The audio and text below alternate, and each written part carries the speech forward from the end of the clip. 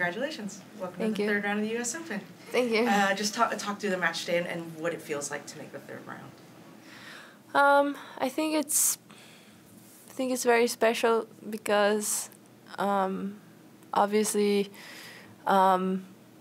this year has had a lot of ups and downs, and I think more than just the result, I'm really happy that I was fighting as much as I was, and I've played 5 matches so far, so it feels like almost a whole tournament. 2 more, you get a slam.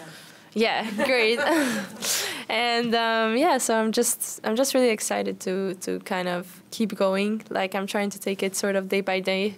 I was actually talking to my coach like that I feel better physically than after qualies because the qualies were so like intense and in such a short time. So now I'm gonna try to recover and trying to get really ready for the next match.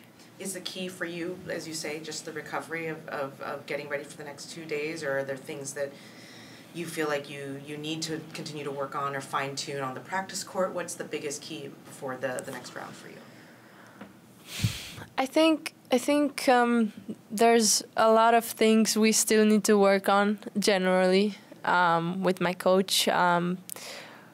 I was struggling a little bit the last few years on fast hard courts, and now we're sort of working on this sort of game. And before this tournament, because this is my first hardcore tournament since like March, and we were talking about, okay, like I'm gonna have to stay patient with these things that we're working on with the movement, and I think it still goes the same way. I think we're gonna have a lot of work to do during the preseason, which is really positive. But I think the main key for me is like to have the right attitude and to try to fight and believe that I can sort of be here, play with these girls, and then everything after that is like an experience. That makes sense. What are some of the kind of either whether it's footwork or technical changes do you think that have helped you have this success on hard courts this week? I think one of the things that my coach is really good at explaining to me is sort of like how to move economically or trying to sort of work on that. I think this has been one thing that I've been good on clay because it's like my birth surface and I'm good at sliding and everything, but I have had this feeling like often when the ball was going fast was something new for me because when I was younger I was playing like on slow surfaces, so it's a bit of a different game. But I think generally just the way that he's explaining tennis to me, it just makes a lot of sense, and I think it's I really feel like I feel the improvement and I can see, and we are watching matches and we are talking about it, and I'm really enjoying this part of the process right now with him. Who are you working with now? Is it still Philippe? Or no, it's Oscar Serrano Games. Okay. Oscar Serrano. What was the last name? Games. Games. Okay. And well, I mean, it's him and also another.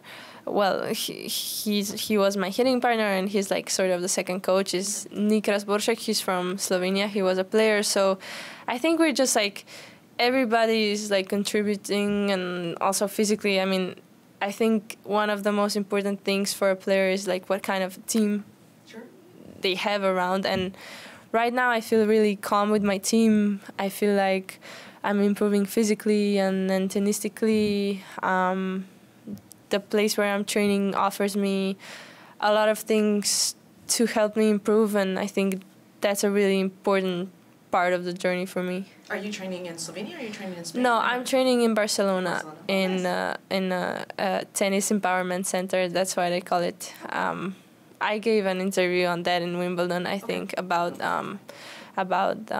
it's an establishment that's trying to help players become like socially aware. Yeah, I talked to him about it, and I think right now I just feel like everything is pretty well in its place for me, like it's like a good environment to grow, sort of.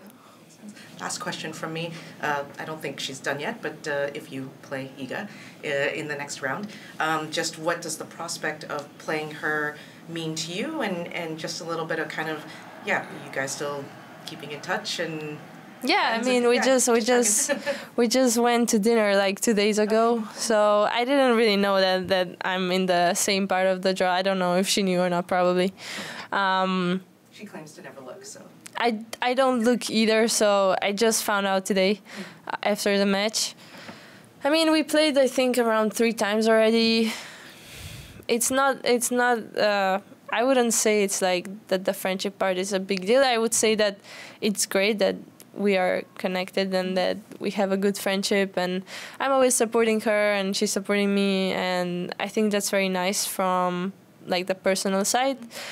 But from the tennistical side, I think it's very positive in a sense that, I mean, she is number one, so when we talk, she understands, and I think it's also like a good like showing of where you're standing with your level. I think it's like she's number one for a reason with her tennis, and I think it's gonna be a good challenge. I mean, in any case, I'm trying to have the right attitude and fight for every point, and let's see where I sort of stand. I mean, I think you have to go into each match by thinking like, okay, you can do this. That's how I'm gonna try to go.